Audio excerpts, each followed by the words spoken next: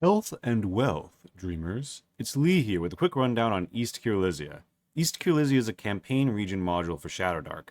It includes campaign seeds, quests, towns, dungeons, a city, and more. This video is going to go over the contents of East Kyrlizia so people can see if it's right for them and get some advice on running certain elements based on my experience and design intent. If you're looking to be a player in a fantasy land beset by Viking raids and dark omens, then consider sending this video to a GM, for there will be spoilers here. This book is designed to be useful in whole or used piecemeal. It can act as a source of everything from demons to raiding targets to dungeons. East Kyrlizia is intended as a fully featured campaign region with strong seeds towards one of three major plot lines and a number of quests that take you between spots, as well as a strong regional identity and unique encounter along the way. It makes basic world presumptions in line with Shadowdark's world building and is otherwise easily slotted into any fantasy world whole cloth. It does not tell you what the story is, though. That is something intended to come out and play as your party organically seeks and prioritizes certain experiences. And whether they want to trade at or sack the monastery on the horizon, this has been considered. Every notable location on the map is keyed, and most of them have maps. East Kyrlizia provides you a new place to adventure or a great spot to start as a Viking raider or regular adventurer trying to get by on a coast beset by their threatening sails. East Kyrlizia is laid out for use primarily as reference material because it has been written to be used. The table of contents is hyperlinked, and I encourage you to make use of the bracket formatting to swiftly F3 hex coordinates as well. The initial portion of the book is written to ease you into its use, but it does not otherwise tell a story or proceed in a storybook fashion. The story is what you'll make with your players or dream up as you go. Do you need Shadowdark? Do you need Cursed Scrolls 3? Before we get all the way into it, you may be wondering if this really requires Shadowdark or indeed the Cursed Scrolls 3 Zine expansion that adds the Andric Isles and a slew of Viking-adjacent gameplay options.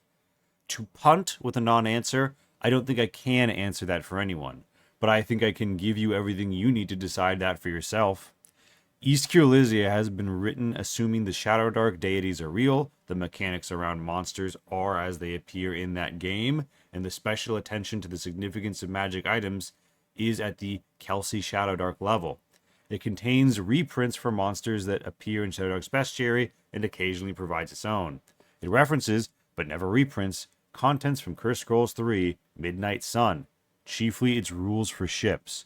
The book will mention long ships and the fact that a boat with portage can navigate swamp tiles, but it will not stat the boats or tell you what portage means mechanically. Occasionally, a thematic element will be drawn from it as well. Enemies like a Nord will be called for, pretty much a standard Viking warrior guy, or a thematic weapon like a hand axe. Most of the Shadowdark enemies are fantasy staples you will find in virtually any OSR bestiary, and the same can be said for the Midnight Sun content we draw upon. The Seer and Seawolf classes are fairly unique, but hardly necessary. Any naval rules you care to use or invent will be able to make use of the information provided, though I find Kelsey's from Cursed Scrolls 3 particularly worthwhile in marrying succinctness with gameability. If you've listened to what I just said and it all makes sense, you will probably equipped to run East Kyrlizia with neither Shadowdark nor Cursed Scrolls 3, although given my conventions hew closely to Kelsey's by design, you may find it more expedient to run it with Shadowdark or similar to a 5e demake to avoid any conversions or smoothing. If you have no idea what I'm talking about, but you have or want to have and play Shadowdark, then just know that East Kyrlizia is made for it and the two pair seamlessly. As for Cursed Scrolls 3, I recommend it, but it's very optional if you won't be running a Viking party and are comfortable improvising or hand-waving rules for boats. Now then, let's go over a few items to keep in mind. They're all covered in the start of the book, but we'll be briefly gliding over each. Party concept. Who are the heroes? Whether this is something your table usually figures out as you go or ahead of time in session 0 or by GM dictate, it can help to plan for. Generic adventuring parties will constitute most groups, though this setup is uniquely suited to being a group of sea wolves gone a Viking. If you like to have a party concept more specific to build around than your Vikings or your adventurers, the book provides a few. It also mentions the campaign seeds they may pair best with, which we'll get to shortly. The first half of these are ways to start off with EK, but we'll also come to existing party hooks at the back half. The Wolves of Ron is inspired by our streamed game of same name. It takes Viking heroes sailing out of the north, perhaps fresh off the level 0 gauntlet in the Aendric Isles that Curse Scrolls 3 provides, or simply sailing straight out onto the board from the edge of elsewhere, and thrusts them into the heart of a dark conspiracy. Chaos cultists attack their ship on the open waters as they enter the region. This starts them off with a fight and a grudge, drawing them towards the Memnon conspiracy on a footing hostile to the chaotic side. The setup primes the party to make strange bedfellows of the local lawful religions, or decide to go it alone for their revenge, assuming they don't just carry on normally raiding places from there. Initial damage to the ship can help ground the immediate next course of action and survival, and allow exploratory gameplay to evolve from there. In the camp of the prince starts the heroes out on one side of the brewing civil war, and puts them on a side. For people seeking to play out the to win the crown game scenario, especially with players not normally want to seek out politics and intrigue, it gives a nice on-ramp and starts them out as adventurers on the mainland. Dragon Song is a lead into the Duel of Dragons, a campaign seed formed around a conflict between two local dragons fighting for that top lizard spot. Everyone walks into the alehouse on an island with one safe spot, one dungeon, some wilderness besides. Great for people seeking a controlled introduction in a story that involves not just dungeons, but so too dragons. And now Stranded. Yes, Stranded. Fits in a clean little paragraph now, doesn't it? Stranded. That's pretty stranded. Whether they were simple passengers or Vikings off to a poor start, they must now fend for themselves.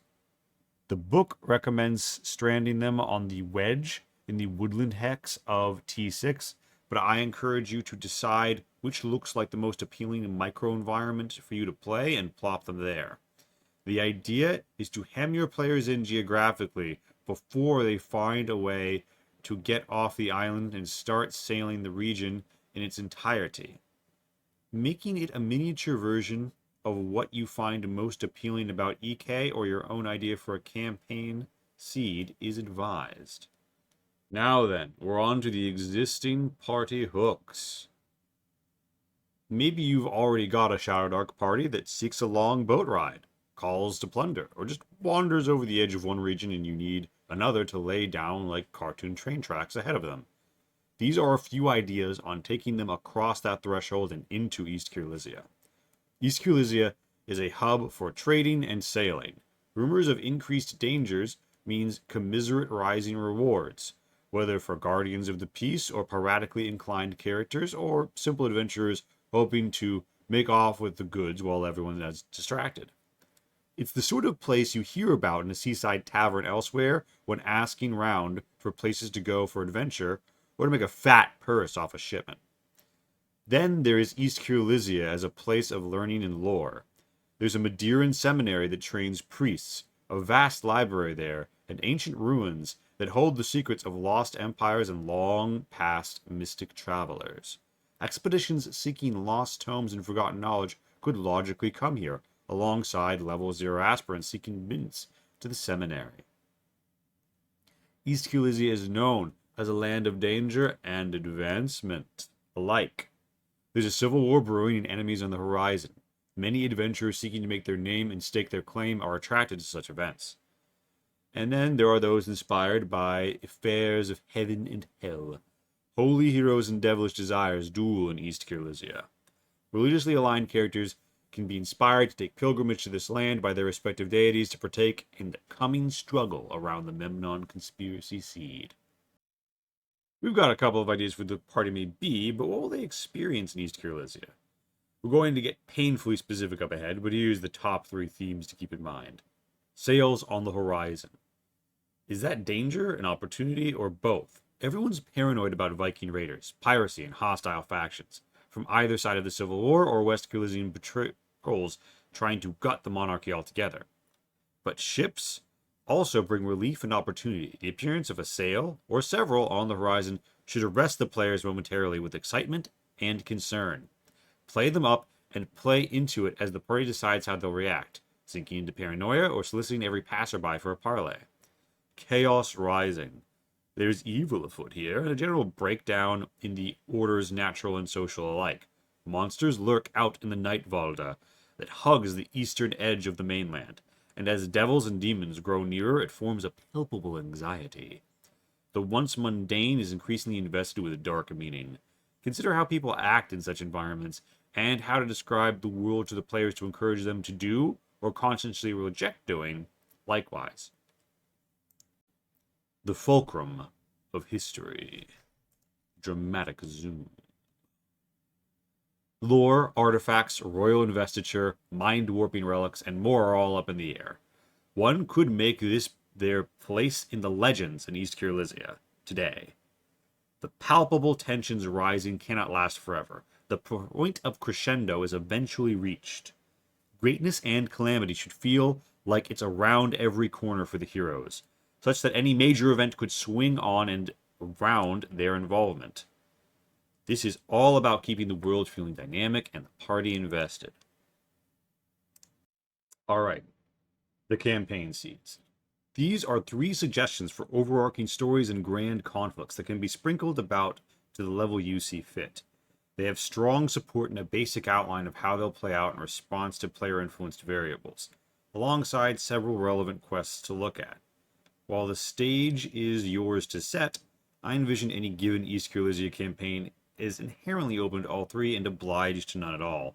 There are paths of intrigue the story could take. One party could see all 3 through to the bitter end, while another group's own dungeon delving and daring do didn't really address any of the major players of these seeds at all. Let's go over them briefly. First off, the Memnon Conspiracy. The Memnon Conspiracy, an archetypal evil cultist up to no good against the besieged forces of law scenario. Memnon is an evil god from the Shadowdark pantheon who has a lawful twin, Madeira, who is popular in East Kyrlizia and the target of this conspiracy. The Memnon cultists have infiltrated places of worship and towns across the region and have out-and-out dark raiders and armed Vikings moving across the lands to form up for their coming siege of the Rock of the Law Seminary at U8.5. Very powerful servants of Madeira exist, but they're some mix of tied down with the Civil War and Viking raids like the Covenant Point Monastery folks, or too withdrawn from the world to enter the fray, such as the ascetic at the bottom of the Goo Deep, or aesthetic if you prefer. The party might kill or aid people on either side of the struggle for their own purposes. My terrible Vikings sacked Covenant Point Monastery and killed plenty of Memnon cultists in their journeys as well. The climax is intended to be a grand siege and battle between the forces of good and evil, with the dungeon beneath, the Rock of the Law Seminary, the Crypt of the Law, also at U8.5, allowing the PCs to play a pivotal role via dungeon crawling for either side. Then the epic battle itself occurs, and it's all over. The stakes are high as the overland travel difficulty and encounter rate is actually set by the outcome of this seed.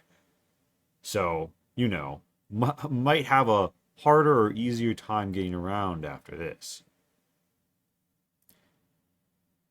The epitome of this, to me, this epitomizes a lot of the fantasies and platonic ideals of a law versus chaos, good priests and evil cultists plotline, set against a nautical backdrop and a certain Northern European-esque theming.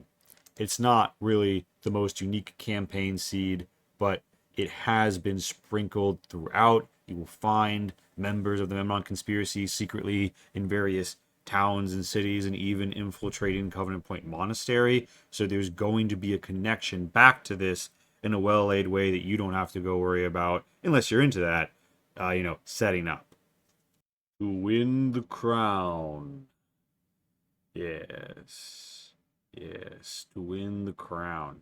To win the crown is a political struggle and evolving civil war scenario. The prince was off gallivanting as per usual, while the princess was trying to hold down the fort and defend the land as their father ailed and aged.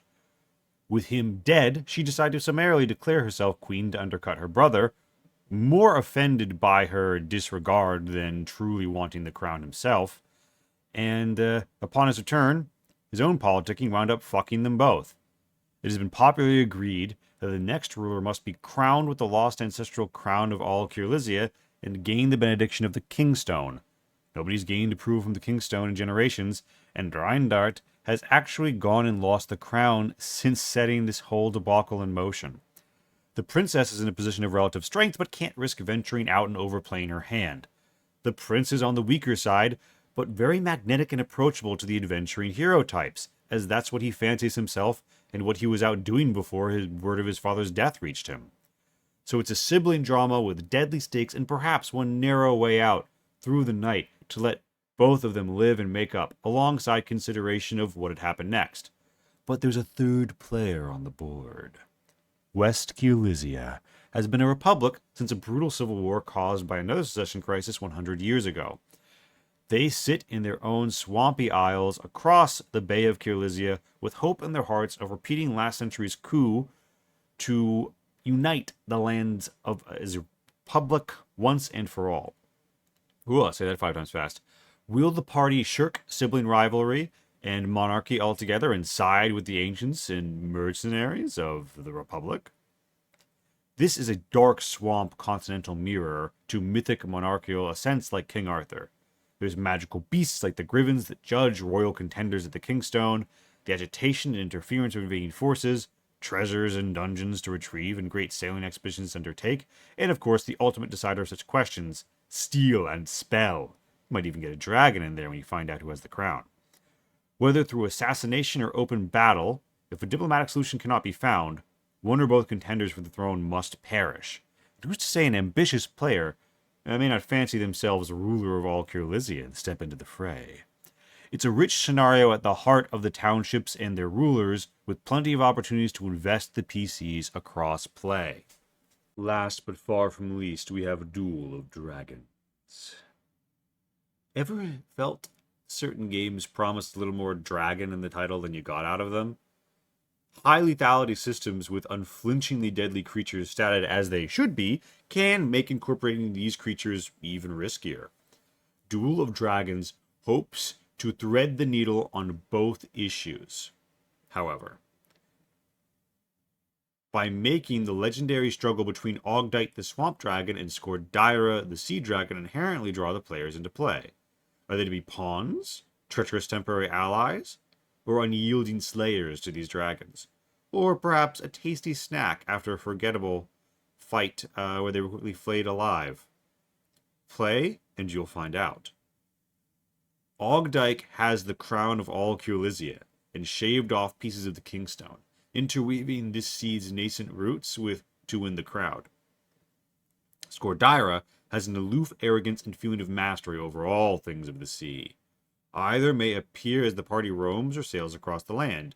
Though Ogdike is the more active recruiter of the two, the party can find themselves on either or neither side, and their relationships with a local wizard and a greater water elemental respectively interweave them with the top levels of 2 major dungeons, F10's Spire of Swamp and Q3.5's Spire of Sea. The climactic battle is truly a duel for all the ages at the spires of E6.5. Who will win? Will either of them even arrive, or will the party have slain them beforehand? If the parties do bend the knee in earnest supplication, what reward and magnanimity can they truly expect for a mere groundling from a lofty, triumphant dragon? Throw a bony hook of this seed to your party, and we'll find out. General facts of East Kyrlizia cover common terrain features, loot distributions, armament, and the values that certain parties will find of utmost importance, and others will overlook utterly.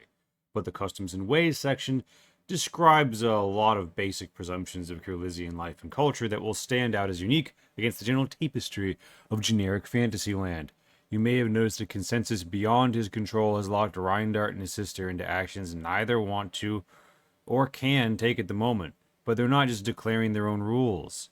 Not exactly standard fantasy here. Feel free to take and drop as you like from these, but the map and text, take them as given from here on. Terps. The short story is to live on stable ground in a swampland. The Kyrlizians stacked up clay and dirt until they could make a habitable, arable land from the formerly salty marsh. These are 10-foot raised mounds, and you'll see them demarcated at the coastline of various local maps. When adding or altering, keep in mind that there's more than one way to keep a place from being underwater or sinking into a swamp. But the terp is our bog, standard explanation for Kyrlizia. Feel free to let them innovate with dikes or magic stones to your leisure. Now then, the Kyrlizian freedom. There are no serfs among the Kyrlizians. All stand free, regardless of wealth or station, none bound to the land. This leaves them with few knights, but they are a lawful people. The peace of Kyrlizia is said to stem from the law. What this functionally means is a general devotion to Madeira's precepts informs a very legalistically inclined society. Folk religion is interwoven with court precedents. Common peasants can cite centuries-old laws, and anyone in Kyrlizia can be considered fluent in legalese when it comes time to argue or justify themselves.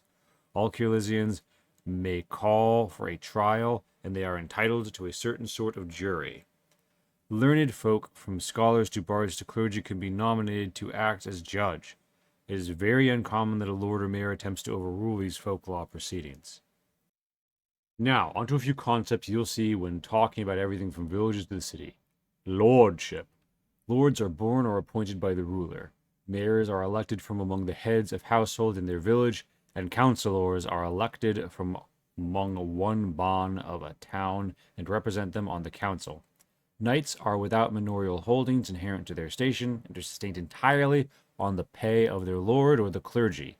Devout Madeiran Holy Order Knights are nearly as common as feudal servants to a lord in East Kyrlizia. Bonds are groupings of fields considered big enough to get 10 families through the winter without much fishing or hunting. Villages are roughly built around more or less one bond. Multi-bond settlements are considered towns inherently. Each bond is expected to send 10 fighters if called to war. These are known as bond striders, which we have stats for. The greatness of a lord or lady is measured by how many knights or soldiers they can bring to bear as their personally financed honor guard, in addition to the bond striders marshaled under their banner. Disposition of forces is addressed for each settlement in its section. In matters of religion, Madeira is the chief deity of the land. There is respect for the other lawful and neutral deities, but Gedi is considered old-fashioned and frivolous. This once popular deity fades from general approval and wanes in modernity. The reigning royal family since ancient times is the Usken, of which only Princess Reinminke and Prince Reindart the Romer are considered legal living descendants. Anyone asserting rulership over East Kyrlizia, or attempting to unite and rule as king or queen of all Kyrlizia, is going to be looking at a steep uphill battle in the popular imagination. Many Kyrlizians would choose the Republic over an upstart tyrant. Legal recognition as a member of House Usken would be paramount to any new claimant's hopes at more legitimacy that can be smashed from the face of the people under mailed boot. The quests. These are pretty much ways to give good incentive for the party to head from one area to another. The book suggests certain quests are particularly relevant for a given campaign seed in that section. When a map location is relevant to a quest, we use this little question mark with a number in the circle to show which. These quests are numbered 1 through 10 to facilitate ease of communication only. They have no prerequisites and are to be used in no particular order. As for a brief summary, Quest 1 is about buried pirate treasure involving fighting a dinosaur to reach. Quest 2 is about some demonic cattle rustlers and can impact both the fate of many poor souls in Hadhu City and the number of forces on either side of the coming siege of the seminary. Quest 3 is about a supplier onto said seminary. It's actually employed by a conspiracy member to gather all available alms that could be spared for them and sink that shit to the bottom of the ocean. And Quest 4 is the Vidir, or father, of the Covenant Point Monastery at K7.5, asking the party to play Corior to the various lords, ladies, and mayors of the land. calling for them to get behind Princess Rainminke. Quest 5 is about the conflict between the prince's war camp and the presently undead-coated Spire of Swamps resident wizard. Quest 6 is about a wizard in Hadhu City asking the party to look into the ancient sailing peoples who left ruins across the lands, the Seacombers, and can lead to a unique one-way teleportation system alongside a hefty reward. Quest 7 is sort of a 2-for-1. The Greater Water Elemental wants something from the Spire of Swamp, and the Wizard of the Swamp wants something from the Spire of the Sea. This is essentially a way to point the players clear across the map at another tower to go rob, should they find a friendly or diplomatic conclusion atop of one spire or the other. We get here to Quest 8. A little dip into cryptography that is actually a list of 4 traitors in league with the Memnon conspiracy. It's deliberately unplaced, but it's just to be thrown in the first time they walk across a coastline. It'll matter more or less depending upon your party's inclinations and involvement with that campaign seed. Now, Quest 9, the Silver Ferret. Similarly deeply involved in a campaign seed. She's a West Kyrlizian elf, a spy posing as a merchant who wants the party to go around assassinating the mayors, nobles, and top-ranking of monastic clergy of Kyrlizia. This has a great potential to fuck up a whole bunch of situations and lead to unexpected outcomes or deeper, fraught involvements in certain plot lines. She's a great way to get the party involved in the Memnon conspiracy and to win the crown, and a strong quest giver for parties inclined to kill first and ask questions later. Quest 10 is the Dragon Stones. This is Ogdike's plan to gather worthies to her side for the struggle against Scordaira. It's another double feature. The quest is pretty much an on-ramp to join Ogdike's side in Duel of Dragons, but the reward is the crown of all Kyrlizia, without which a fruitful conclusion to win the crown is unlikely, unless, of course, your party's feeling omni-regicidal. There are 8 top-level regional rumors. Some places have their own, but you can hear about these pretty much anywhere there's people in East Kyrlizia. They exist to point the party at quests and campaign seeds. Rumor 4 is a direct point in one of the 2 locations you can go to learn of the pirate treasure, and Rumor 8 is more or less hey, a civil war is going to happen, in case the party isn't already clued in, to win the crown. Alright, here we go. We're almost to the map key itself. Let's briefly talk about this section of the book. We've got random encounters for every biome, we've got weather, and it's mostly what you're expecting from Shadowdark or a similar fantasy game. Do note that East Kyrlizia is considered risky, and that's the danger level talking about how frequently encounters are, until the Memnon conspiracy, or unless the Memnon conspiracy plays out, going deadly for a Memnon victory or unsafe for a Maderan victory, as Law's seesaw sees knock-on effects. This is basically setting the encounter rate to standard and then modulating from high for chaos victory or low for a law victory, in general non-Shadowdark specific parlance.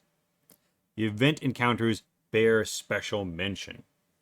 They're unique encounters that are meant to be replaced after they're rolled, as they are by their nature not really repeatable, at least not without robbing them of what makes them special and making people feel like the game is a broken record unless you do some, liberal retooling. You get a few tie-ins to various quests and locations, but nestled in here is the kind of result that can turn a whole campaign. Event Encounter 5, the Crone. Yeah, the Crone. The Crone is a powerful mage claiming divine inspiration surrounding the crown. Rules as written, when she first appears, you actually roll a 1d4 to decide which side she's on, including nobodies, acting as a neutral arbiter. This is assuming the party doesn't kill and rob the ladies anyway, supposing they'd survive the attempt against a mage and her companions. If the party doesn't vibe with, having to choose a side in the Civil War and is clearly hoping for a peaceful outcome, there's no better choice than the Crone. You can absolutely just throw her in there, and she does almost qualify as a quest, given that she is a major political actor in a sense, but she's really just here to facilitate the players getting involved in that somehow. There's really no better choice than the Crone if you're trying to put them onto that quest track, though. And you can just forgo the 1d4 roll and bestow her with visions of that narrow pass through the darkness whereby the siblings can be brought to the Kingstone together and to reunite despite their differences, averting the calamity of civil war and strengthening the realm. Or make her a spy for West Kyrlizia, faking all the cronery to get a shot at both royals at once. It's your circus, obviously, and you know your clowns best.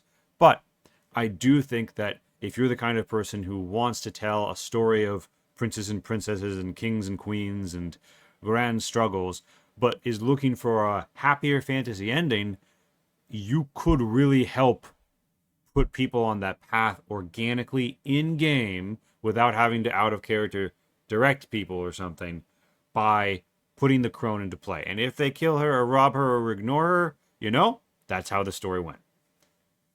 We also have ways to meet various dragons in both the encounter and indeed the weather table. No, I'm not kidding. Look at that 20 result. The high results for weather not only appears out at sea, 1d20 instead of 1d12. It can include things like wisps, guiding the party to various points, magical weather that teleports you around, or even Squidira the sea dragon herself emerging here on result 20. This represents the chaos of sailing upon the high seas and keeps it potentially quite dangerous despite rolling no encounters that day, as weather is indeed rolled daily. Okay, we're here. The map key. This is the beating heart of East Kyrlizia. The product itself, really, in most ways. There's unmapped keyed locations that are just a paragraph description, and there's keyed map locations that have one or more maps depicting the area and a very close keying to their contents. For villages, this goes down to the level of what's in people's chests, and out at the Hadhu city level, it's a pretty general overview, plus a cool city encounter table for its unique law district, patterned after the city encounter tables of Shadowdark more generally. Each keyed map location has a hyperlink to its portion of the book, whereas between that portion and here are all the magic items and enemies we will be populating East Kyrlizia with. I'm going to cover unkeyed locations, then keyed locations, then the rest of the material. Now, here we go on the unmapped locations. We start off strong with L2, the destroyed Kreise farmstead. We've got dead bodies, wounded Nord raiders, and secret loot inside that house, pulling intrigue in both directions. An imp summoning potion in West Kyrlizian coinage. Were they spies and cultists? Is a certain wandering elf who sells potions and figurines involved? The module does not say, it just sets the stage. Viking adventure parties like to have a very different reaction to the living Nords, but those 2d6 wolves are probably here looking for a meal no matter what master you serve or your alignment. Now, Steedale Lighthouse. You get some great healing at the risk of a bit of fey nonsense, meet a powerful druid with quite a bit of knowledge, and you get a rare glimpse at some Getty glorification and reminder of the old ways. Auric Village and Steedbond Castle Town. I'll briefly show you. The way I'm viewing this is not letting me go there, but I will just scroll really fast. Auric Village, yeah, so here's Auric Village. We're going to get more into it later and what all of these are. But as you can see, these two spreads. You get the whole village, all the buildings, general idea of what's going on. But the next no-keyed map location is the Kingstone. A long approach to the towering rune-etched stone cliffs has been hewn with 321 stone steps. This is the sort of thing you're going to get from these locations. This one has a bit more mechanically involved and has a bit of a story to it and what will happen, yada yada, because it's a fairly unique one. But broadly speaking, it's a description of what's there and what's up. Now, the Kingstone is a very pivotal place where a lot of potential plot is conveyed and is not very much text compared to that one what traditional adventures would have. These griffins can be the ultimate gatekeepers of To Win the Crown and campaigns built around it. And they have their beef with Ogdite the Swamp Dragon too for that Duel of Dragons scenario. You'll note a party member can be bestowed Ruler of Law if neither the prince nor the princess is present, and that can be a pretty character and story defining permanent buff. I mean, hell, depending on how you're playing this, +1 charisma, that's nice, but advantage on any morale check and command check, checks made to rule the lawful realm. If you're really playing a realm level game, you might need to nerf this, or let it ride. Yeah, they are ruler of law. They earned it. Now then, The upturned ship is a classic monstrous bait and switch with a funny twist on a stock Shadowdark enemy. It is a void spawn, but it is wearing a cracked force castle of a ship, like it is a crab shell. Very funny imagery there, and also fairly deadly, but with plenty of reward should they manage to get in there. And it's visible on the map. You can actually see it on the hex map, the broken ship. So it's something that could draw the eye, you know, right here in the very center of affairs. And you're like, oh yeah, you check out this ship. I actually described the forecastle almost seeming to get up and shift a little at one point. So, you know, lay it on as thick or thin as you want in terms of the foreshadowing. The Ruined Wedge Lighthouse. All right. This plays a role in the plot of the nearby... The Ruined Lighthouse. There's no nearby village. The Ruined Lighthouse is on the wedge of... is the one vestige settlement on this island, pretty much. It's the one civilized, quote-unquote, place on the wedge, and it's fucking destroyed.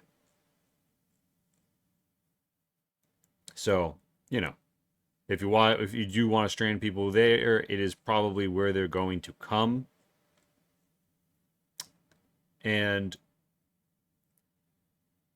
this stone here is really the main attraction, because if you're hurting for light sources, it's a really cool light source and it's magical, so it's not going to get blown out the way that a torch might. But also, at the end of its light period, it's got 1 in 4 chance of exploding for 3d6 fire within near. So I would advise maybe suggesting it's heating up and looking risky, because, ooh, that can be a real party killer. But hey, they got a cool stone. And so it's a risky one. The Ruined Corridor Farmstead. Now, this plays a role in the plot of the nearby village of Mendbonds, where treachery is afoot. Depending upon the party's actions, their or intentions here, the Minotaur may provide a friend or foe, but their axe thirsts for blood all the same.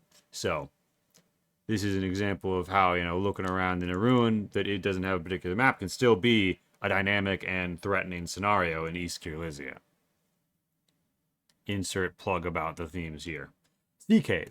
The Sea Cave is a quest location, more or less. You fight a dinosaur, maybe find pirate treasure, and you have a good time. I call it a quest location, but my Vikings just rolled up on it, wound up setting it on the wedge where it also is to recoup, and they wound up discovering it, killing it, and then deciding to explore the caves. And yeah, they eventually, with a good wisdom check, managed to get deep in there and find where it was hidden.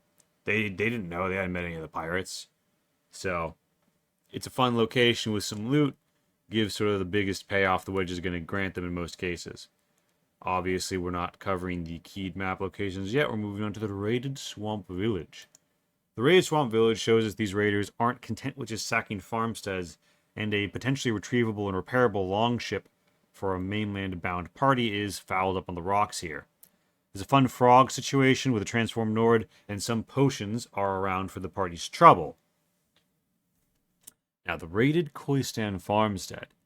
Its ruined exterior hides a great treasure for those who search thoroughly enough. One, a valuable religious relic that some PCs may feel compelled to return to rightful hands. Others, we'll see. Now, the Swamp War Camp. Reindart the Roamer. Quest 5, and of course, the To Win the Crown scenario are tied up here. This is where Reindart the Roamer roosts. A place to find a measure of shelter, though the nightly zombie attacks can really bite into sleeping time.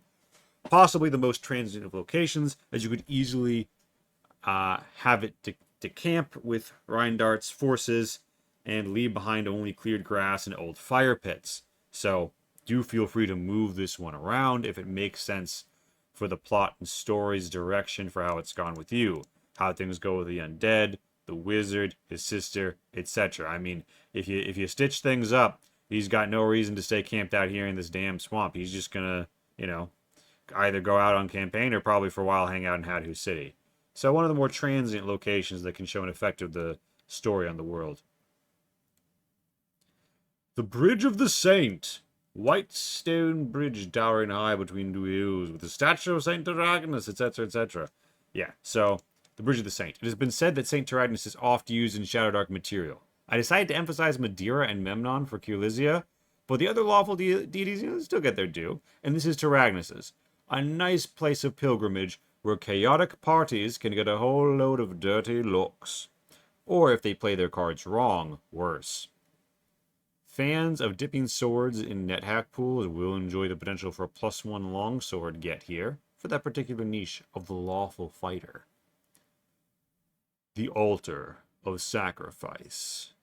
Could you really give it a name like the Nightvalda without it containing a dark altar of sacrifice?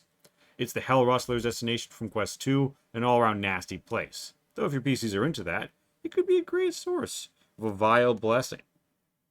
And the second time encounter ensures that just because some place is looking safe and you've been there before, doesn't mean that people have stopped going there and interesting things have stopped happening. We can assume most parties are going to try and save the young Getty devotee from the Reaver and the Berserkers. Alrighty, we're through the easy breezy locations. From here on, we're looking at full maps and total keys. I'm not taking you room by room through these houses and dungeons, but rather talking about their general usage as both part of EK and in a potential standalone deployment. Auroch Village. Here we are, Auroch Village. We get two short sections. One about people's lives, and one where you go to get some services in this damn town. We get a decent view of notable NPCs as we roam house to house through this keyed map. As you can see, there is a nice stone tower. It's well stocked to house non-combatants and serve as a strong fortification to rain fire down on raiders. There's decent, if basic, amenities. A lot of potential sleeping on the floor and getting by with just a bit of magic healing here. From a raiding perspective, it's a fine target to test the Vikings' metal against, especially if they can scope it out beforehand without being made. From an adventuring perspective, it's just about better than being in the wilderness, and can enhance a feeling of attachment to a community through its quaintness and slender size. There are, pushing the definition, like 11 rooms, depending on which one you want to count here, in this whole town. There's like outlying farmsteads where more bonfires will come running from, but this is the village, right? And this is the experience of the village. So it's very, your players can appreciate the whole thing, I would say. Now, Steedbond Castletown. On the same island, that stone tower in Auroch was built by the lord here, Aldert Steed. And those soldiers are from his personal retinue. You'll see them accounted for in the disposition of forces.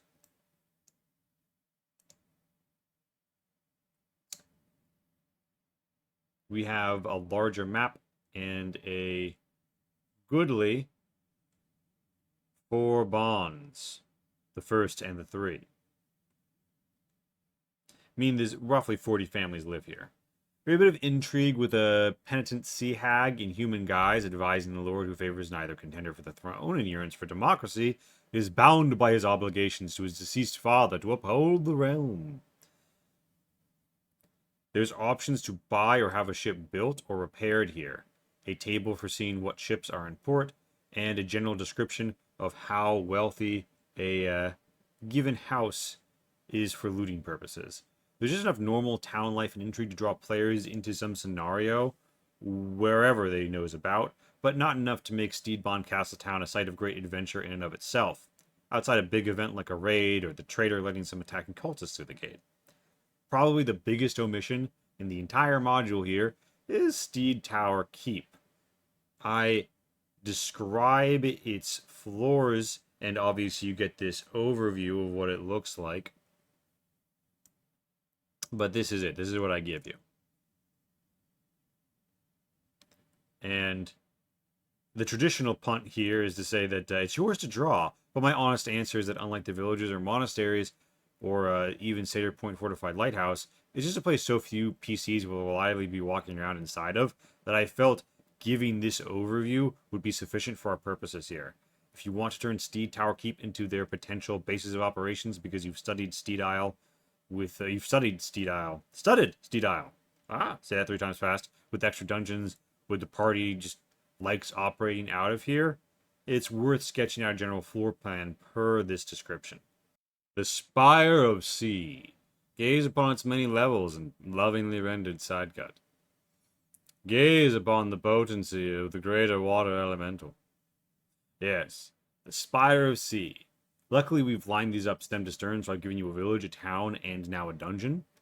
These are the three major sorts of locations, and let us begin as we mean to go on, with no offense intended towards the countryside taverns and farmsteads. They're handled like tiny towns, frankly. You've got all the excuse you need to field less loved aquatic creatures that do not get to see deployment in your average landlocked campaign here, in addition to how I've stocked the dungeon. You've got some harpies up above and numerous potential entry points for climbing inclined parties.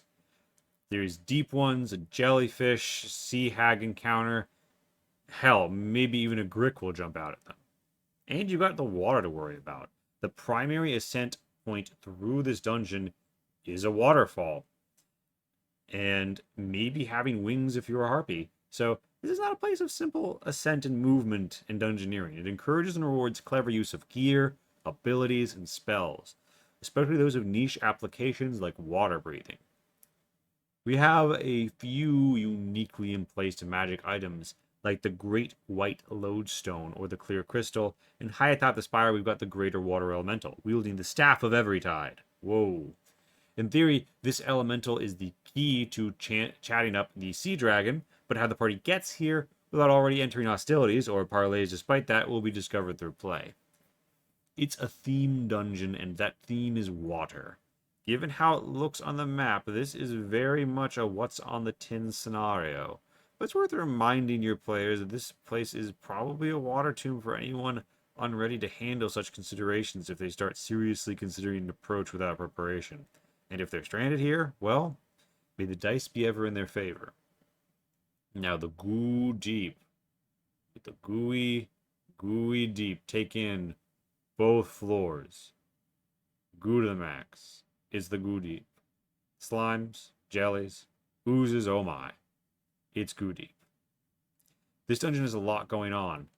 Ocean spray complicates the entrance. The furthest reaches contain the ascetic, a key figure in the campaign seed for the Memnon conspiracy, and along the way there may be a portal to other realms and some Seacomber ruins. There's a puzzle aspect to this dungeon where manipulating elements of the lower floor helps unlock the vault on the upper floor, but the way up can also be found through exploration. There's a demon plotting here down below, but so too are velociraptors, nesting in various slime-based enemies, popping about for organic meat to eat. One of the potential deadlier aspects of this is the rat snakes. While my latest run didn't encounter them, these ne'er-do-wells masquerade as fellow friendly adventurers and lure unsuspecting dungeoneers to their doom. They primarily operate out of 11 and 12, but they can also be encountered randomly. They'll try to lure them into the magnetic metal sands of 11 and strike out at them from their arrow slits in 12, as well as emerging to stab them, of course. The low-level adventurers caught out by this, especially those in metal armor forced down by the metal sand, are potentially quite screwed. It's probably frontliners who are going to fall for this trap. There are 3 bandits and 1 thief staged in this area, but the rat snake encounters 1d4 bandits. Should the party happen into this mischief, do try to offer them social cues and hints about the trap along the way. There's nothing wrong with letting danger overtake your party in a dungeon, of course, but this is an instance where you want to keep an eye to fair play, especially if you don't usually do the potential for fellow adventurers to be hostile or exist at all. Of special note here are the Ochre Caverns. Ooh. Ochre. Bottom left here. Every encounter is always 1d4 ochre jellies there, and the rooms hold plenty of risks themselves. This is the topside path to the vault, and it'll make any adventurer willing to brave it work for it. Remember the slime membranes, which deal 1 acid damage when passed through by characters. A 5-foot section is destroyed with a torch or naked lantern, but it destroys the light source too. Oozes and the like are unbothered by them, though, and such light sources are dear indeed in base game Shadowdark. So it's a region that could easily see the party spend themselves before they realize it in the resource management department. Before we move on, though, let me give you a brief explainer walkthrough on the woad pillars. I'm a sucker for this kind of stuff personally, but I fully admit it can be hard to convey in text because it's a puzzle best communicated visually, which is why you see this little tic-tac-toe thing here. Let's just establish something. So the woad pillars are in rooms 2 and 3 of floor 2, and they face each other down this hallway. These are Seacomer ruins. You don't have to worry about what that means. Just know, like, an ancient people devoted to Madeira with some pretty fancy magic going on, who sailed around the region and mostly left, or otherwise, melted into the local population, built them. The Woad Pillars. They provide power and control to 8 on -1F, so you can go see here and see Treasure Vault, right? So we power the Treasure Vault, something we'd love to power as adventurers. Each pillar has 3 rotatable stone bands, which depict an X and an O on opposite sides. So you can think of literally like a playground XO thing or something. And this is written here top to bottom as XXX for all X's, OOX for top middle O and bottom X, and so forth. You're reading it left to right as top to bottom. The top band controls power, the middle band controls the door, the bottom band controls the ramp. Facing is only concerned with which side of each band is facing the other pillar, facing south for the north pillar or north for the south pillar. These are the meaningful combinations. Pure XXX, facing each other. Shuts down power to -1F8 and closes the door ramp. Reduces the danger level on floor -2. And that is accounted for by default. The danger level is actually lowered on floor -2 because this shit isn't on. OOOs, pure OOO, provides power, opens the door, opens the ramp, reduces the danger level on -1F. Now, XXO, that shuts down power and closes the door but opens the ramp. XOX shuts down power and raises the ramp but opens the door. Any other combination results in the sensations of energy and tension sapping from both rooms. Door and ramp stays in the last state and no power flow until a valid combo is given. So you can basically make it pretty clear, the combination you created means nothing. Nothing has changed. You don't hear clicking or moving or whirring of power. It's you haven't finished inserting a code on a lock. If someone's deity is Madeira, they have a chance to glean its function with a DC 15 whiz. If they're a priest of Madeira, they are at an advantage. On success, they understand matching X's facing each other is cutting something off or closing it. Matching O's is opening. Now, you could give this to anyone. You could just automatically tell them this. I wanted to give a little bit of an up to Madeirans because this is associated with the Seacombers who are Madeirans and who would have some very Madeiran ideas, and perhaps across time and language, the thaumaturgy of it all and the visual language would be matched and married in some way. So that's more or less the pillar scenario, and I know it's confusing. At me on social media if you're having trouble. Now then, the village of Mendbons. You can see a lovely terp, some houses up on stilts, most houses firmly on the terp, and a nice little 10-foot hillock, a nice little house. I'm sure something lovely is happening here. Just kidding. This situation is fucked. We alluded to what the Corridor Farm said, but let's dive in because this place, more than most, is kind of a ticking time bomb. This village is gonna go off, and what the players decide to do about it, what they learn about it before it goes off, how they decide to interact with it, can matter quite a bit. So, Old Man Gunther, who lives up at the house on 3, suspects treachery in the recent raising of the Corridor farmstead. He's very right to. Every adult in town is guilty on some level of participating in this betrayal other than himself and Jarrow, but Jarrow knew and said nothing. Aside from the awkward presence of an old soldier loudly declaring he'll kill everyone involved and not realizing that means everyone in town, town's mood is on a downswing due to the waning of fertility in town. It has held for 2 generations and a source of no small concern. People trade theories and solutions, including turning in earnest fully back to Getty. This town inherently has a lot of tensions and is just waiting for the other shoe to drop. Because while some scheme to remove Gunther before he figures out what really happened, Jarrow has made it quite clear he's going to kill anyone who touches Gunther. And should Gunther die mysteriously, he's just going to go ahead and assume everyone's guilty and start hacking his neighbors to fucking pieces. And he lives at 8. So, Jero's looking at Gunter. Gunter's looking all around.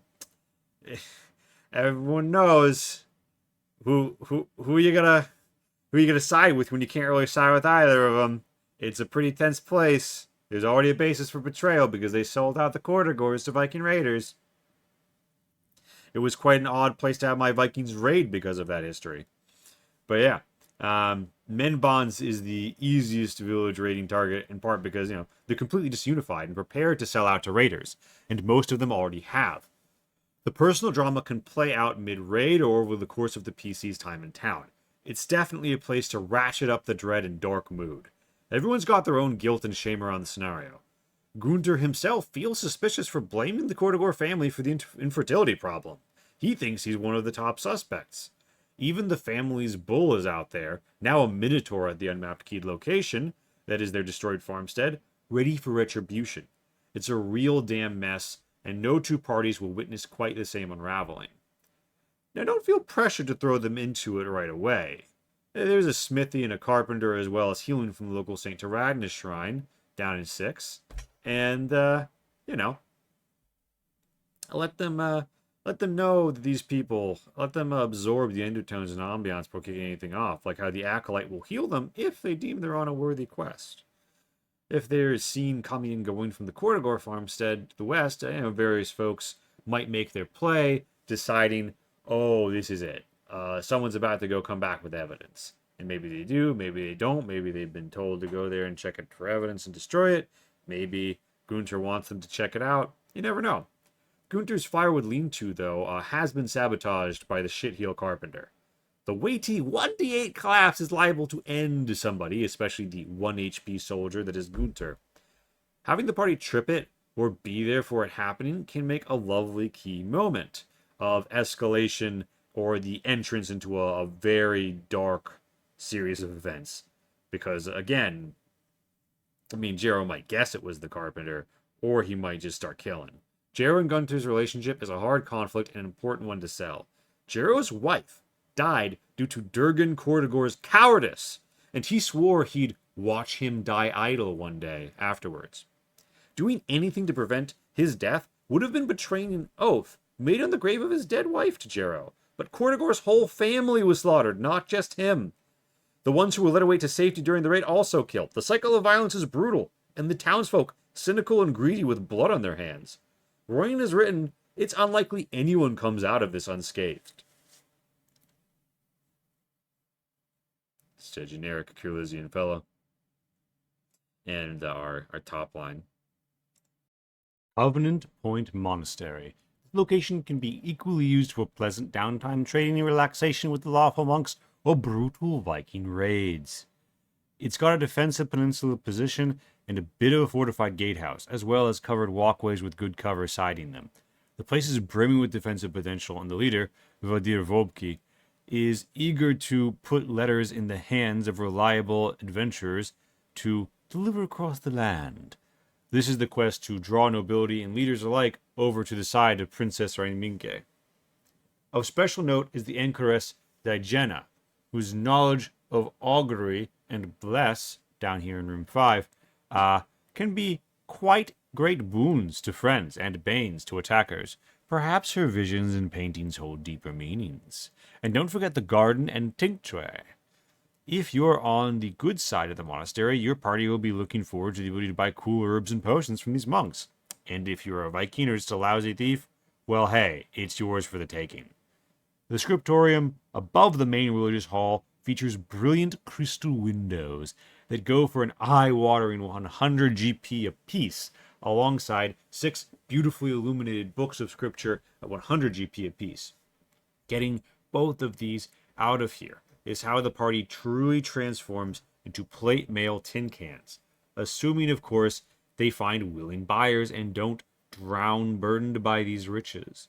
There's lots of other loot of no small value, and that also means plenty of EXP for raiders and deft thieves. But something stands out about my Vikings popping these puppies out of the panes painstakingly as a highlight of the whole wretched affair. Now, The All Kyrlizia Alehouse. Ah, yes. The first of the Tavern Inn locations.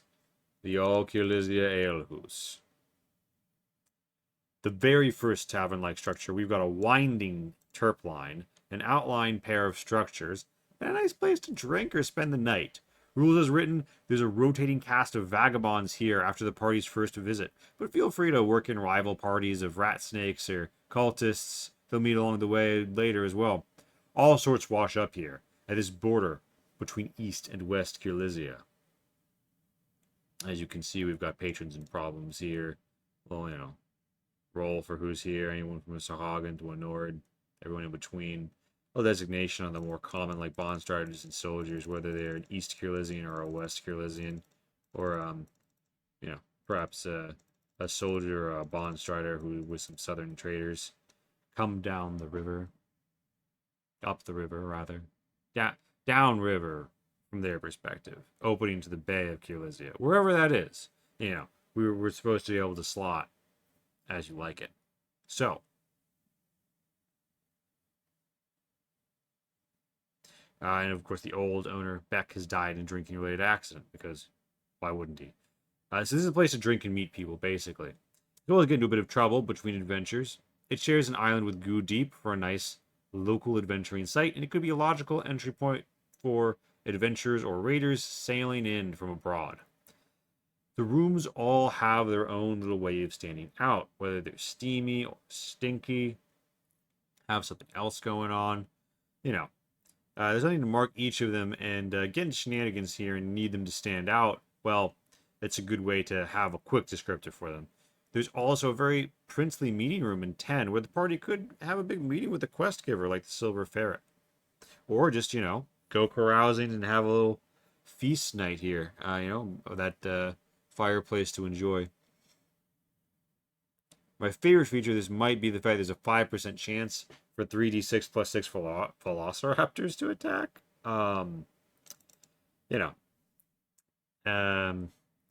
You see, their delicacy here is the velociraptor egg omelet, and they're tired of having their own trick turned on them with the egg thieving. So, while the very low percent means most people won't see it, rules as written, unless they're coming here quite a bit, I highly encourage you to throw it in for a nice action beat or to draw the players increasingly northeasterly towards the island's dungeon. And also, it's a nice nexus point for Duel of Dragons and Memnon Conspiracy campaign seeds in its own way. So, do consider just jumping them with the Velociraptor attack where it feels appropriate. Side note, the brewer here is a member of the Memnon Conspiracy. Hope everyone gets real used to ordering drinks here, feeling safe with the beverages, sippin', sippin', sippin'. Next up, we have the Ozyler Farmstead. And this is going to be our first farmstead, unlike the ruined farmsteads. This little hamlet actually has, some farm buildings. A few families live here together. Things are going on. Werewolf things are going on. Because, Lai's Hairbin's husband, Heiko, is a werewolf now, and he resides here. And sometimes he gets locked in the basement, all chained up. And, if your raiders pop out on him, they might pop him out on you. There's also a Priestess of Getty living here. So, it's a unique little look at nature. It's a nice, slim, mainland farming community that hides the lupine secret. Woe betide the humble raiders, of course, who try and risk this place, especially because you're already attacking close to the fortified lighthouse. She must be thinking, wow, in and out scenario, and then bam, lycanthropy.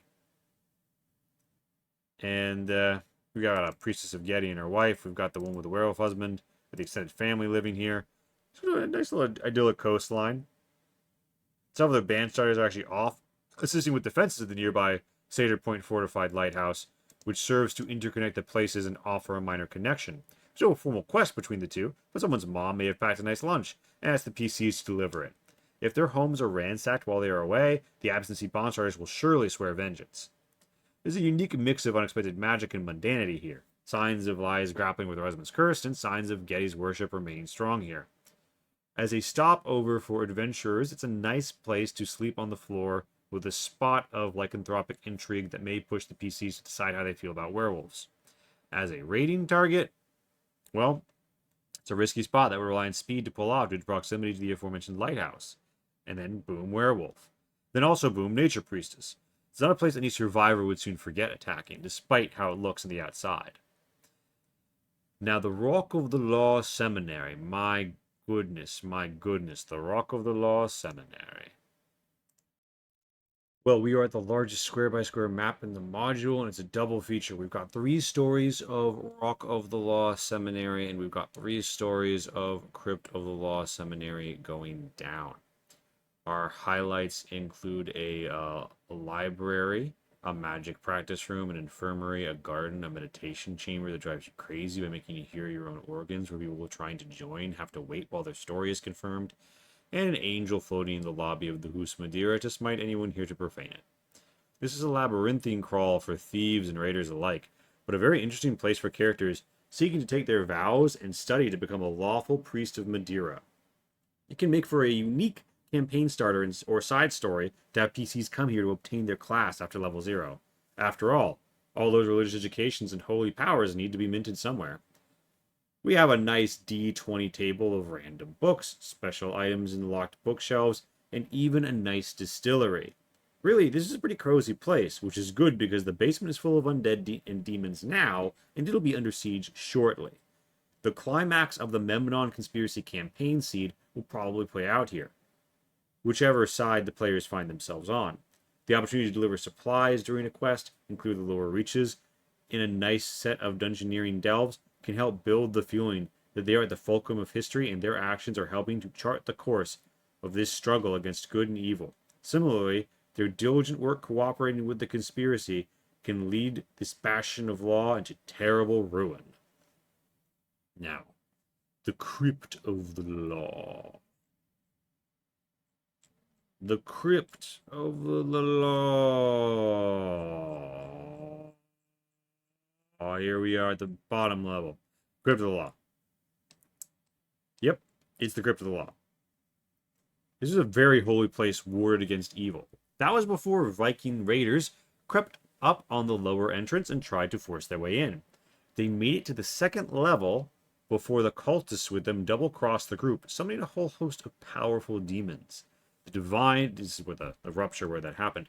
The divine wards kicked in and trapped the 4 most powerful entities within the tombs of 4 martyred saints, 15, 17, 7, and 6.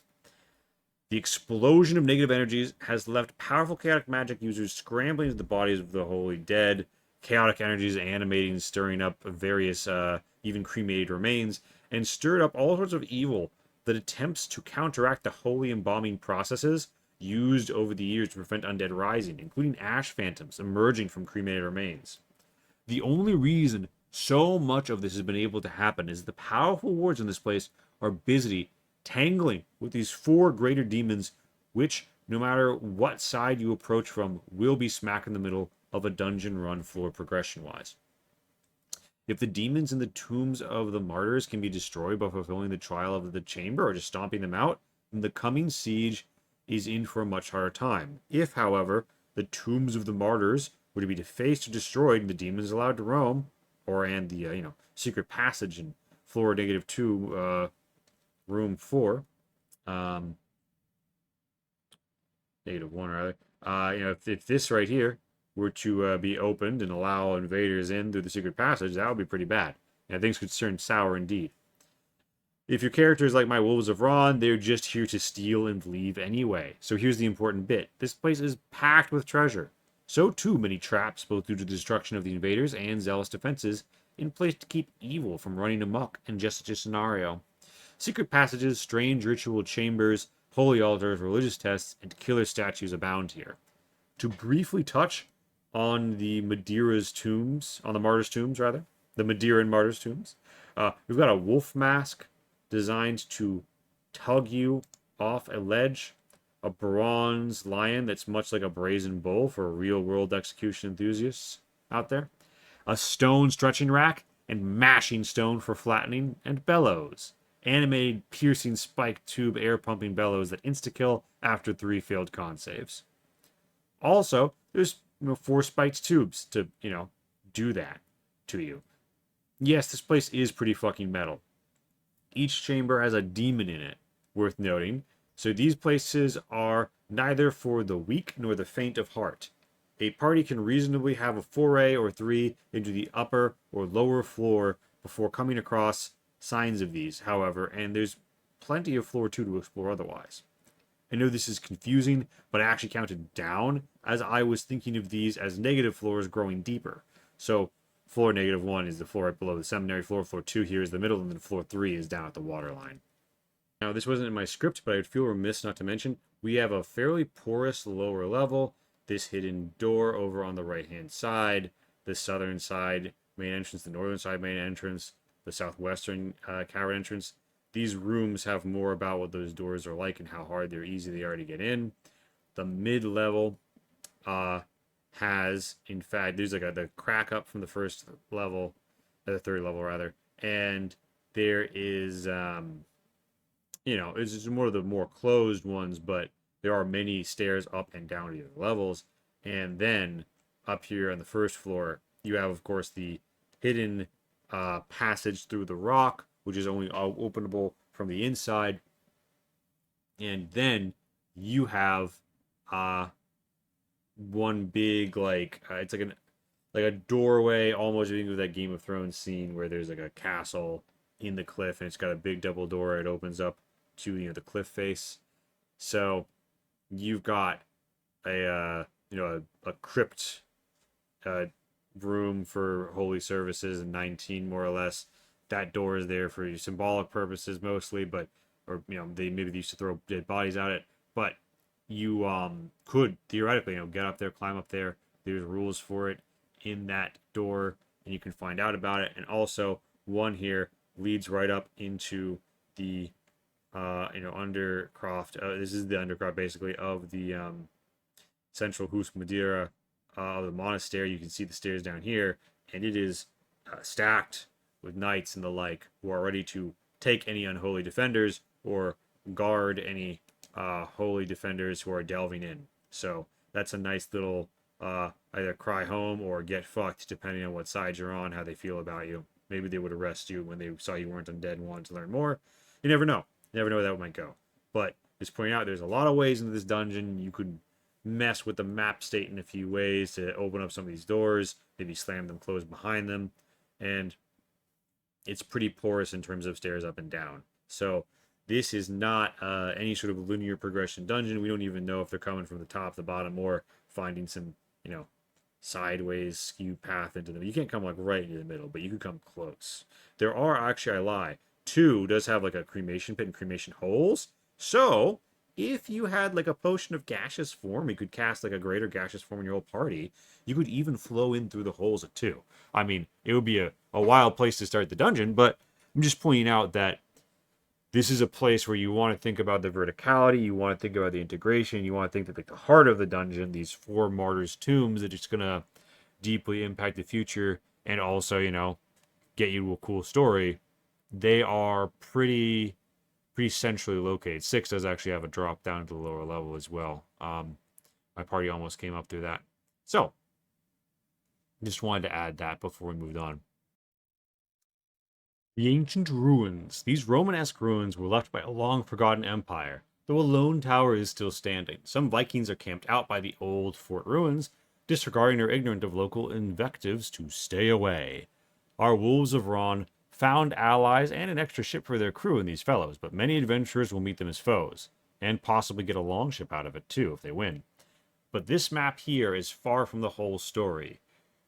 You get signs of something off with the ruined pavilion's waters, and the place feels off but abandoned.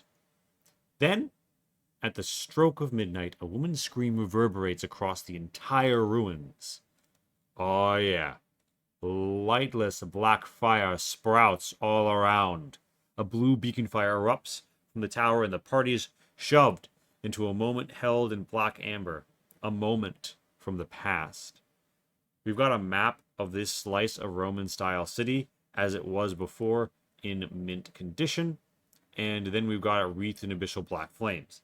The dungeon they shall experience. I include the unblemished map for completion's sake in case you wanted to have more fun time shenanigans or pull a restored version of the city, slice forward to present after the dungeon's resolved, or something like that. But this is what you'll be playing with. This is the dungeon. A wraith fiddles in her tower, overlooking the place she destroyed trying to save. There's a whole involved process to extinguish the blue flames and end this eternal night that has saved the place from the ravages of time at the cost of the souls who reside within, which she'll tell you about if you beat her wraith form down. But the party can just outlast the night and decide to never come back here again as well. That is, of course, assuming they live. Random Encounter 3 is 1d4 void spiders. And oh, what an encounter it is. Ethereal chittering, my goodness. They will hound and potentially destroy a low-level party, especially if they catch them split up, thanks to their capacity to move freely through the black flame. The fact they feast on ghosts as well as the living can ameliorate this to some degree, assuming the PCs outrun the ghosts, that is. If you feel the heat isn't on high enough, ensure at least 2 void spiders are deployed, as it substantively changes the mood and vibe into a sense of danger and need for escape in a way which most of these encounters do not. Conversely, you may be inclined to let the party explore this place outside the confines of a dungeoneering turns initially before making it more treacherous. There are great rewards to be had here, but so too great dangers, and giving people a clean chance to visit the Shrine of Ord at 11 can help bring a lot of clarity. But of course, my party barely understood what was going on and managed to extinguish the flames just before a party member got eaten by a spider anyway. There's plenty of room, just let the dice fall here. Just let it play out as it will, and there's plenty of great loot in the past. We'll see if they can take it with them into the present. Cedar Point Fortified Lighthouse. Oh yeah, that upper row goodness. So, this is a defensive position used as a basis for naval defenses and surveillance, as well as general navigational assistance. We have a little fortress on the water with a noble knight acting on behalf of the princess overlooking this place and managing a non-literal skeleton crew. The lighthouse's keeper is secretly a siren under fey glamour, playing her own game with the lives of the passers-by, as the sailing party might get caught up in. Boriak is the old soldier at the gate and a cult traitor, so those seeking refuge from darkness here may be in for a rough surprise. We have a few bond striders from the nearby farmstead who may be eager for news of home, despite how close it is. It's full of homey little details and appropriate items, but my favorite is probably the lethargic Blemmy's swamp grass smoking habit, which leaves a persistent stink at 2 the northern juncture. So, part of it smells of weed. The piers here launch ships against raiders and pirates. They are a serious threat to Vikings and are unlikely to accept honeyed words or promises of innocence where they've half a mind not to. Enterprising groups may find a way to steal one and scuttle the others at port, though that won't preclude other patrols being signaled to assail them. This is the easternmost bastion of secular authority in East Kyrlizia, and it is fairly underdefended at the moment with 20 of its soldiers away to help defend the capital after the raid. The latter tower has some hidden scrolls and a pretty evil dagger stashed by Boriak for go time. You'll note he's not listed as a caster, but it's implied he'll be able to use the scrolls. However you interpret this is up to you, whether he's holding them for some evil wizard or can. But personally, I think it's easy enough to say NPCs like him have had select magical training or dark insights from an evil deity, leaving him incapable of general unguided spellcasting, but able to rattle one off a scroll well enough. And an actual attack on this place needs to contend with its many ways to shoot people. In theory, the area around 7 and the northwest of 3 offer security, as well as the stretch between 9 and 10. But look at the upper story map. They can fire down from the crenellations. So, there's a lot of sight lines and maneuvering questions that could go into where the archers are, where the party is. And there are a couple places to hold out while making the approach, but on the overall, you're going to have to open up and take some risks. Don't be afraid to cut down imprudent raiders with a hail of arrows if they just go for without a plan. Assaulting a walled position is not without its risks. The Spire of Swamp, the Wizard of the Swamp. We've got undead. We've got a weird puzzle floor with elemental challenges. We've got cool magical items. Hell, we've even got a kitchen. This is a wizard's tower, and after the first floor, it's pretty much all functional rooms she has a use for, whether that's a morgue to do necromancy in, or a laboratory to do magical research in, or her grand bedroom where she keeps her stash of 10,000 GPs worth of 10 gold bars. To some extent, I am expecting a party who busts in here to not wind up automatically hostile to the wizard. She wants the swamp camp situation dealt with, but she has no bloody vendetta. She's allied with Ogdite the Swamp Dragon, but the party are unlikely to wind up as a killers for Skridira, so... And the Sea Dragon doesn't really care about killing her anyway. Though she'll definitely be hostile to someone stealing her crystal ball, she has one working for the greater water elemental out of the Spire of Sea. Or someone who is working for the greater water elemental out of the Spire of Sea would be someone out to steal her crystal ball. It's a pretty big risk-reward dungeon overall. It's rife with magic stuff, from traditional items to boots that keep you from being knocked over or swimming. There's a lot of fight to be had in the exterior skeletons alone, and the encounters range from zombies to lost vikings to soldiers in a night, were the last survivors of an incursion made by the prince's men from the war camp. Combat, flowing into puzzle, flowing into exploration with combat potential, gives it a certain bottle-popping texture I feel appropriate for a tower dungeon. And don't forget, place the wizard.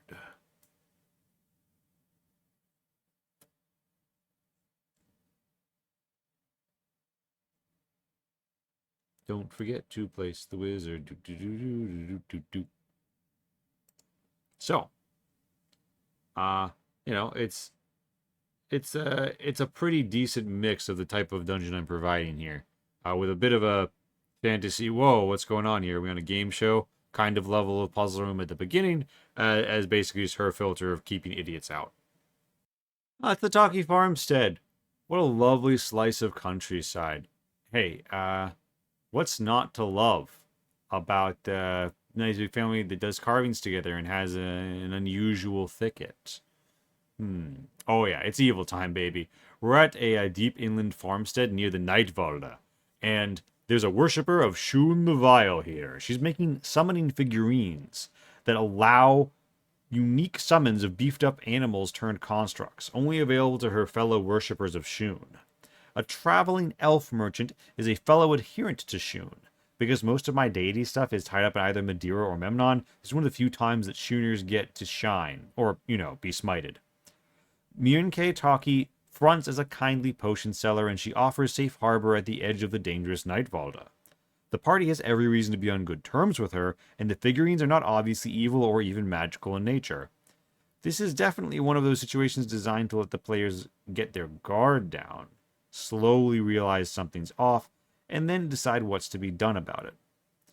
Vandrar takes off after the PC's first visit, and you can feel free to move him anywhere for whatever cause his Dark Master may have for Peddler. Overall, probably a place people will spend the night, realize something is off, and then decide how much they care. Benfield Tavern. Aside from the Grick in this pond, it's a pretty normal place. Every room has its quirks. The tapestry is secretly worth a fortune, despite looking worth about 10 GP, and the saddle donkey in the stable is stomping aggressively. The two soldiers having a drink here can always make a nice companion piece. Folk to talk to as the party comes and goes from the western swamps and the rest of the mainland. They are, of course, also West Kyrlizian spies. Say, you wouldn't have happened to have heard anything about the prince or princess, would you, stranger? These two are explicitly on the lookout for assassination opportunities on all would-be monarchs. So if they reveal moving the princess to a place like a boat to seek the Kingstone, you can expect that's going to get deadly to someone pretty soon. If they're outed as spies to anyone they're not 100% sure of, they'll just try to kill them to keep the secret. King killing is serious business, after all. Bay Fairy Town, the bridge to West Kyrlizia, and home to everyone's favorite lady, Lady Voruk Parnelia. She's also evil, but nobody's perfect. Or, from a certain perspective, she is. Bay Fairy Town is an archetypical, dreary fantasy town at the edge of a swamp, I'd say, with the added benefit of offering ferry services near and far, boats over to West Kyrlizia and elsewhere. The town specializes in sending ships across the bay, but also builds small ones for sale. In addition to a smattering of services like potion selling, a smithy, a pawn shop, and 2 inns, there's places to talk about your distaste for the government, for goading government moles to then try and get you caught. There's also a nice fort just outside the lady's significant standing force of soldiers for them, and she has her favorite suitor turned vampire spawn locked in the basement, who she'd like to keep fed. This is a 4-bond town, so there's about 40 families here, and it is fairly bustling. In theory, the Lady Vork Parnelia is lady and master over all the western swamps and charged with their protection. But in practice, she's busy scheming great betrayals and preparing to swear her services to the Memnon conspiracy. This keeps her busy enough she's only willing to send about 4 soldiers out for any given issue. Now, this can be a place where either raiders or adventurers wind up in a sticky wicket, though it's a safe harbor for the right kind of cultist. Lady Parnelia hates seawolves with a deep and acrid ancestral bile, and will work with them only briefly for the sake of making them suffer far worse through bloody betrayal than any initial animosity would have struck them. This is not a safe place to reveal oneself as a Viking raider just because this lady is evil, and may be on your side of the Memnon conspiracy. Indeed, she's ultimately something of an opportunist, and will not commit to any clearly lost cause, other than one that is anti-raider, that is. The town lacks fortifications, but there are some around the fort, which has plenty to loot and some crawl space under the armory to roll around in. The most noteworthy structure is, of course, the Parnelia Estate. Much like Steed Tower Castle, I don't really give you a precise square-by-square floor plan, but this is a rich lady's estate, right out of an English murder mystery, but thrown onto the edge of a dark fantasy bog, in essence. There's plenty of loot to be made off with, supposing you can survive accessing such spoils. And it brings us to almost the penultimate entry. Hadhu City. Oh, look at it. Look at so much devastation crossing the districts. Look at the winding rivers of the floodplains. Here we are, folks. What's to say, really? It's the region's only city, and we peel back to a district view, depicting only the major Queensway or Kingsway road through the city, and which areas have been ruined in the recent raid. Before the PCs arrive in the region, a massive Memnon cult-backed Viking raid struck the city. After they achieved their objectives, however, they left the gold-driven sea wolves to their devices, leading to many getting slaughtered in the counterattack of the city's defenders as they rallied. We have a mix of rumors with whether they're true or false or half-true. The story of what really happened during the battle is being hotly contested, and, history constructed and reconstructed before their very eyes. And the party would be wise to not believe everything they hear. We've got what outsider ships are in port daily on the D6 table, and we've got 8 inhabited bonds and the 9th drowned bond. There's way more than 90 families in the city, but an overlap of nobility and royal exceptions on territories and general insufficiency of a system designed to demarcate village size being applied to urbanized zones kind of mires that. Of special note is the Law District. Those familiar with Shadowdark know Kelsey Shadowdark has lovingly crafted district tables, big D100 encounter tables, intended to launch the sails of your imagination. It's what we call the court district, but who's keeping track. And they're basically ways to get the party into mischief and show them something interesting in a vignette form to think about when they pass through town without having to, go through a lot of rigmarole and particularities. We've got our D100 table here, although with less than 100 results, and a D20 table generalizing the ruined districts, where rubble, looting, and rebuilding, and shadows full of vileness overrule any other consideration when it comes to encounters.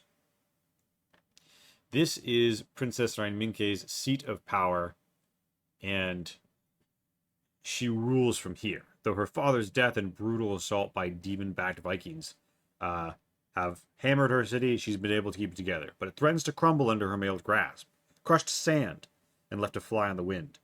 The party will need to be somebody actually of importance to be able to get a meeting with her.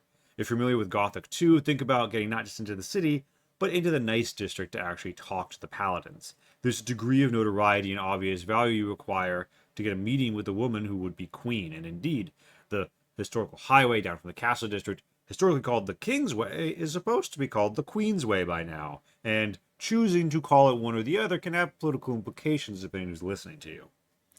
Even my Vikings had to go undercover here. It'd be a pretty epic raid that tried to strike the city again, and I've got the tally of available forces for those so inclined to at least think about it. But the idea is this is the sort of urban environment where anyone can slide in and out in a small enough group wearing civilian dress. Of course, holy symbols of the Norse pantheon may be taken amiss right now, to say nothing of a sign of Memnon. And now, last but far from least, we get Bogband Village, the absolute back of the book. So, here we go. Bogband Village. The formulaic order really saved the best for last. This remote swamp village looks like a lovely set of buildings up on stilts with lovely little sealed clay jars. And they're just hung in nets beneath them. So it's a lovely place, a lovely time. Except, what you're about to learn. As my Viking adventurers learned, scoping the place out, though, there is a creepy town leader and a strange vibe here. Why does this guy have a staff made of a human spine? Why does everyone seem kind of standoffish? What's this emphasis on being gone before or being encouraged to linger after dark? Why will pretty much nobody else let us into their homes but the main guy to come trade at 9? What they did not realize was sunken vaults around town containing the canopic jars filled with organs of various undead that defend the town. And these undead defenders were very much under the mayor's control. And there were markings on those jars they'd seen. One type was an evil eye, another an X, and another 3 radial leaves touching a star. If a horn gets blown that he has, or night falls, the dead rise. They were respectively canopic jars that would immediately destroy their controlled undead upon destruction. Those with the evil eye. Those with the X, trapped marsh gas that could easily rip up through meager stilt structures of the town. And the last, the 3 radial leaves touching a star, was a special healing tar with a bit of a localized temporary paralysis drawback based on where it was applied. All 3 of them can matter a whole lot mid-fight, and explosions went off left and right as the undead closed in and various villagers fired missiles from their stilt house porches. Yeah, it's a zombie episode in the swamp, and quite frankly, unless the party brought a big tough crew or is ready to run, this could be curtains for them. You should give plenty of hits that things are off and avoid starting the party out here.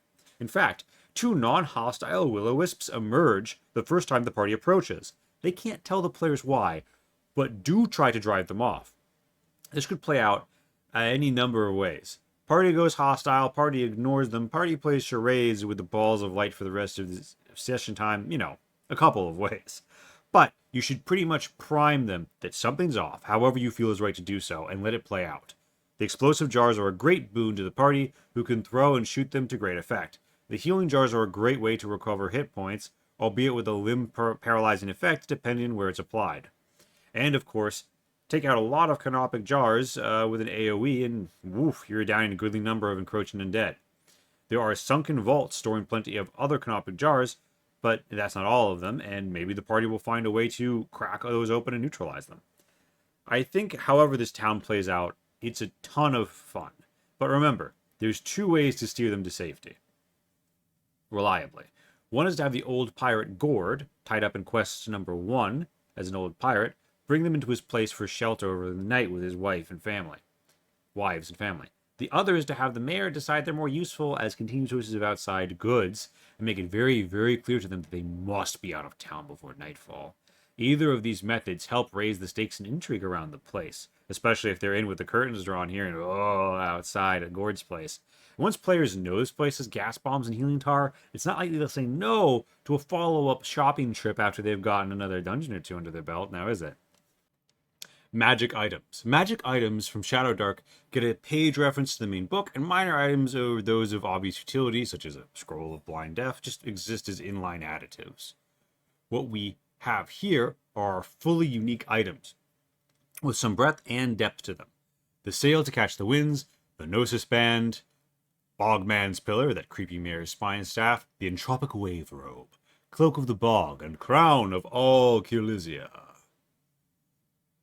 I would point out that besides the first 2, hidden at the bottom of a dungeon and locked in a very well-defended seminary respectively, all of these items are actually wielded by somebody. The very best stuff is usually stashed, lost, or locked away somewhere very deadly, or actually actively being used by an enemy. This isn't a strict rule, but it's the spirit of East Kyrlizia that you need to pay what Gurm would term the iron price for the finest of the module's gear. You gotta shank someone for it. You are, after all, Vikings, or at least adventuring in a Viking age. Ah, the bestiary. We won't be going over like all of the reprints at all. If your fantasy game of choice isn't Shadowdark, I bet my bottom dollar it still has, things like a Minotaur that is functionally what I meant when I called a Minotaur. The design here is based around what's there more than mechanical considerations like CR and that sort of a balance-centric design. There's probably a water elemental in whatever game you like to play, even if its stat block doesn't look like this reprint. And, of course, if your game of choice has a Grick, but it's like the World Ender Death Star monster, our Gricks are actually greater than gods. All hands are against the Grick, and just barely do we survive type of Grick, then probably don't put that one in the Tavern Pond. Or do, it'll be memorable, to say the least. Speaking of game differences and choices, Shadowdark has actually wingless, flightless swamp dragons. So you'll note that's not in the reprint section here. We actually have her a dragon swamp Ogdyke, and she's got wings. And other than the wings and the fly speed, it's as Shadowdark. So, almost a reprint. It's like when you put a special weapon in a goblin's hand and like give him an extra hit point. You're like, it's the whatever goblin, but it's really like the Kelsey Shadowdark goblin, which is really like every goblin ever. You know what I mean? I digress. The unique bestiary entries are a little more bespoke in general. An emaciated ascetic whose knowledge of the true law can just prevent magic from working on him if he doesn't want it to work on him. So versed is he in the truth of Madeira, and also he can just straight up kill people level 13 and down with a DC 15 whiz cast. By the way, he's got a +6 on his whiz checks. Like, even odds he's fucking ending someone if he feels like it. This guy is very unique, and his place in the story is just a lot on his shoulders. He's not just a random guy jumping you. He's meditating there in the sphere of her truth. And hey, if you really do want to kill him, maybe you can just find the way, and that'll be epic. The nearby demon is trying to tempt and twist him in his devotion to a negative isolation or fall. Who knows what'll happen?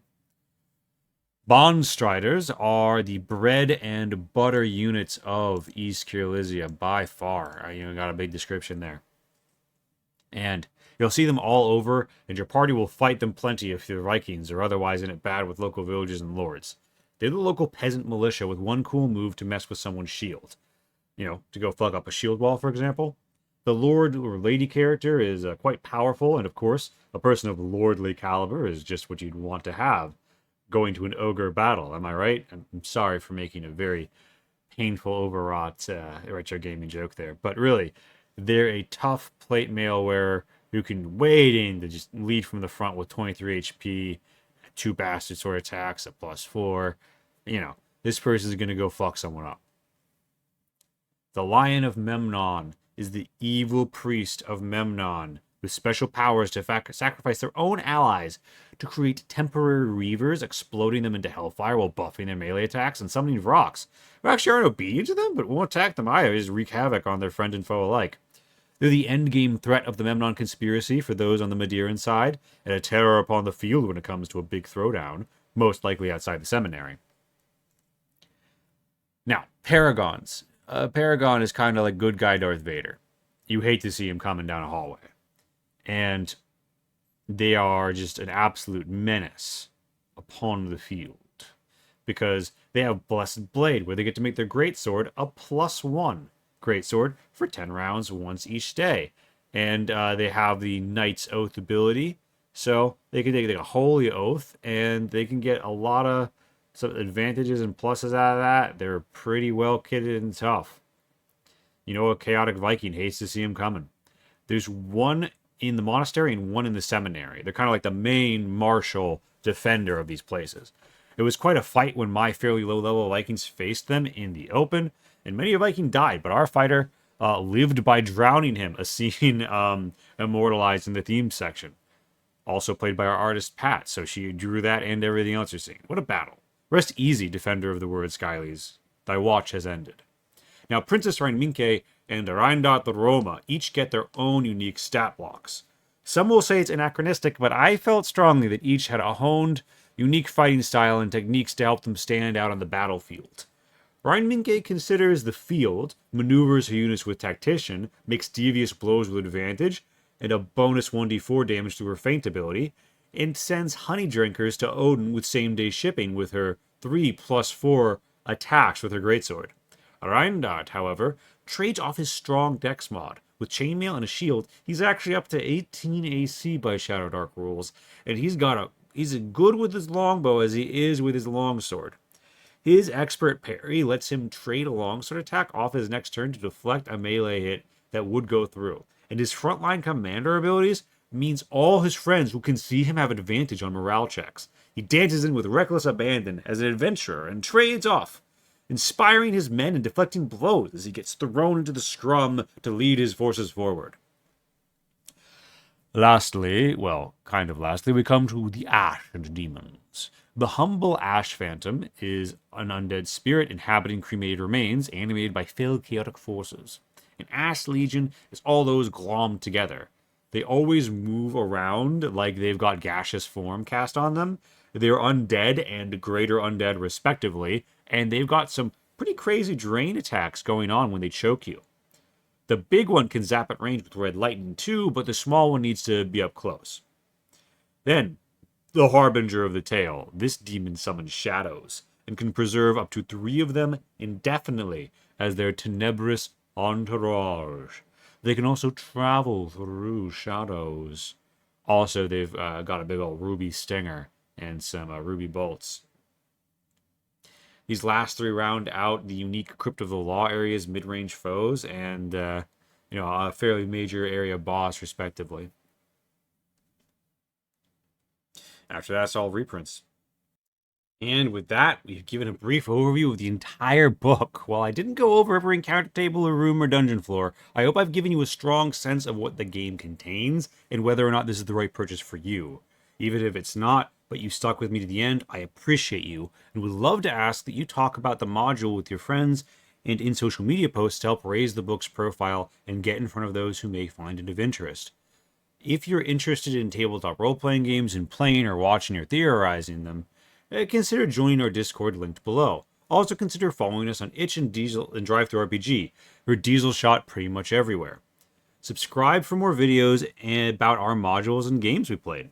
Until next time, may Madeira's law guide thine hand, or Odin's eye see your path.